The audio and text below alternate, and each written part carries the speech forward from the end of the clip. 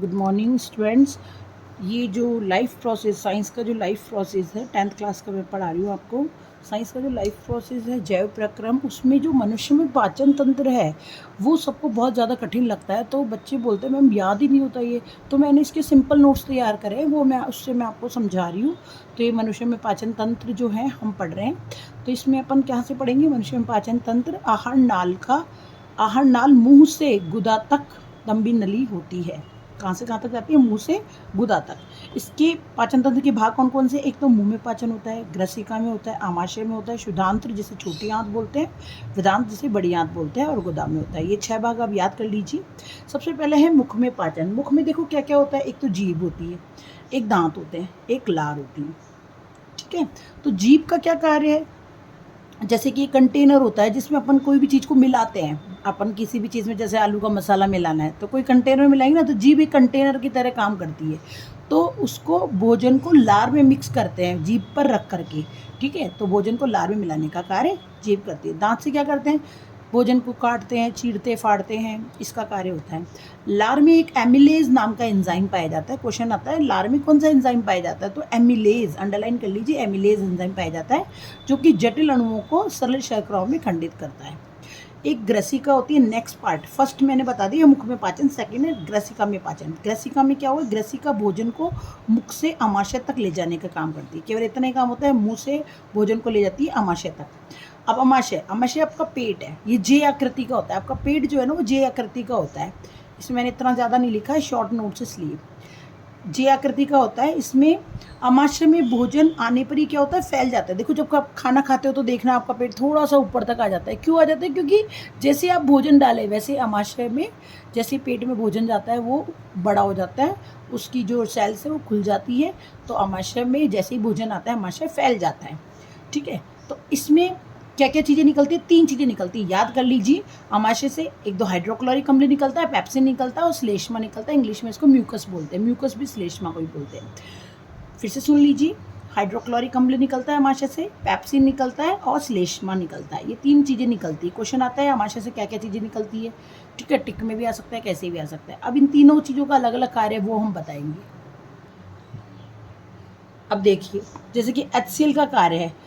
HCl क्या काम करता है? भोजन के साथ आने वाले कीटाणुओं को मारता है। जो भी एंजाइम, जो भोजन के साथ में जो भी आपके जर्म्स चल जाते हैं उनको किल करने का काम आपका HCl करता है, हाइड्रोक्लोरिक एसिड करता है।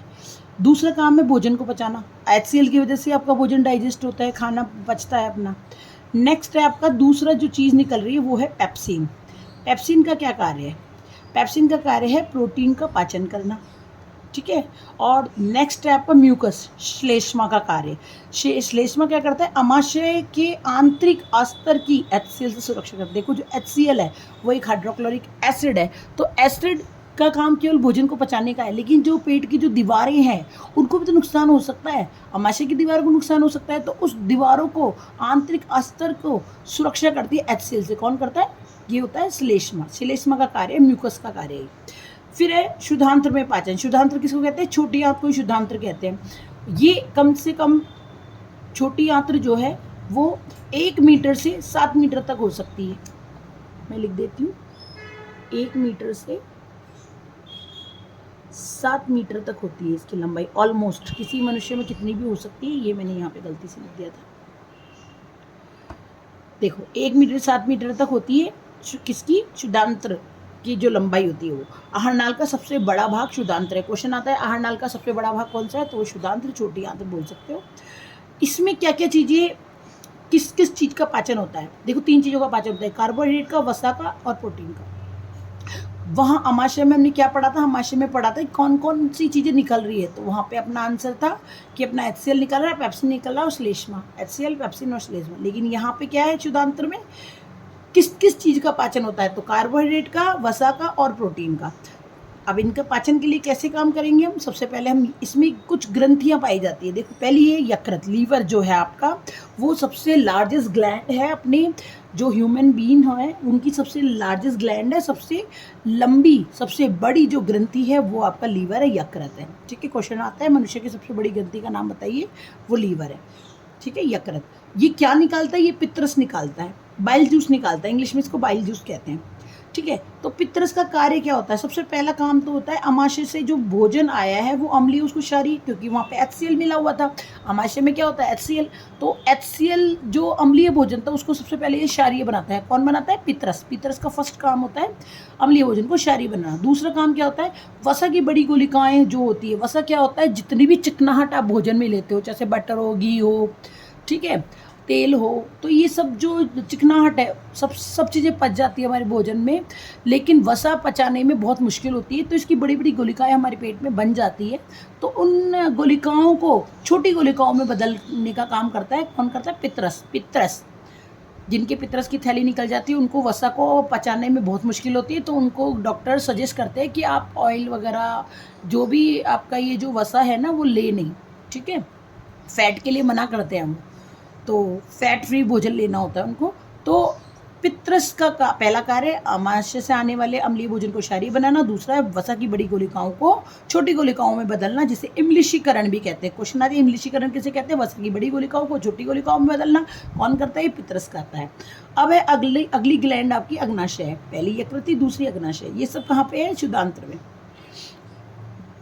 अब आपके शुद्धांत्र का पार्ट है ये, मतलब अग्नाशय। अग्नाशय से अग्नाशयी रस निकलता है, ठीक है। अब इसका काम क्या होता है? इसमें देखो दो एंजाइम निकलते हैं, एक तो ट्रिप्सिन निकलता है, एक लाइपेज निकलता है। ट्रिप्सिन का काम वही प्रोटीन का पाचन करता है, जो वहाँ पे प्रोटीन का पाचन नहीं हो वो आगे जाके शुद्धांत्र में होगा, ठीक है। और जो लाइपेज है वो वसा की छोटी गोलिकाएं का पाचन करना होता है। देखो छोटी गोलिकाओं को किसने बदल दिया? किसने बदला था? पित्रस ने। अब छोटी गोलिकाओं का पाचन कौन करेगा? लाइपेज। और ट्रिप्सिन क्या करेगा? प्रोटीन का पाचन। ट्रिप्सिन और लाइपेज कहाँ पे पाए जाते हैं? शुद्धांत्र में पाए जाते हैं। और वहाँ पे हमने अमाशय में कौन कौन से पढ़े थे? पैप्सिन और श्लेष्मा, दोनों एंजाइम। 5 एंजाइम पूरी प्रक्रिया में है। एमिलेज आपके लार में, पैप्सिन और श्लेष्मा आपके अमाशय में, और ट्रिप्सिन व लाइपेज आपके शुद्धांत्र में, ठीक है। तो अब एक आंत्र से आंतरस निकलता है। तो आंतरस में जो उपस्थित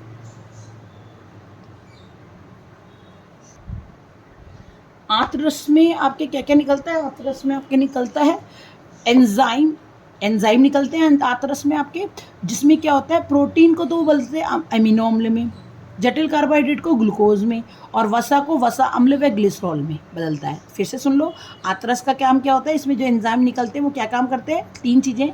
प्रोटीन को अमीनो अम्ल में बदलते हैं, कार्बोहाइड्रेट को ग्लूकोज में बदलते हैं, और वसा को 2 चीज़ों में बदलते हैं, एक तो वसा अम्ल और एक ग्लिसरॉल में बदलते हैं। इसके अलावा इसमें एक दीर्घरोम पाए जाते हैं। दीर्घरोम क्या होते हैं? शुद्धांत के आंतरिक स्तर पर उंगली जैसे प्रवर्ध होते हैं, जिन्हें हम दीर्घरोम कहते हैं। दीर्घरोम में रुधिर वाहिकाओं का एक जाल होता है जो भोजन में को अवशोषित कर लेता है और शरीर की प्रत्येक कोशिका तक पहुंचा देता है। भोजन को प्रत्येक कोशिका तक पहुंचा देता है, जिससे कि क्या होता है? नए हमारे जो नए उत्तक है, टिश्यूज़ नए जो है वो बनते हैं, और पुराने उत्तकों का मरम्मत हो जाती है, ठीक है। जो पहले के उत्तक होते हैं, पुराने उत्तक होते हैं, उनकी मरम्मत हो जाती है और नए उत्तक निर्माण होता है, ठीक है। फिर वेदांत्र में, वेदांत्र मतलब कि बड़ी आंत्र में, इसमें कुछ खास नहीं है, 1 मीटर से 1.5 मीटर तक की होती है। इसमें दीर्घरोम द्वारा जो भोजन होता है उसको इसमें से जल अवशोषित करके उसको गुदा में भेज दिया जाता है, और भोजन का अपशिष्ट भाग जो है वो गुदा द्वार से बाहर आ जाता है। देखो मैंने कितने सरल तरीके से बताया। इसको 2-3 बार जब आप पढ़ोगे तो आपको पक्का से याद हो जाएगा और आपको लिखने में आसानी रहेगी। इसमें जितने भी एंजाइम आए, जितने भी आपकी ग्लैंड्स आई है, ग्रंथि आई है, उनको आप अच्छे से नोट डाउन कर ले और याद कर ले। उम्मीद है आपको ये वीडियो पसंद आया होगा। इसको शेयर कर देंगे, सब्सक्राइब करेंगे, लाइक करेंगे। Thank you.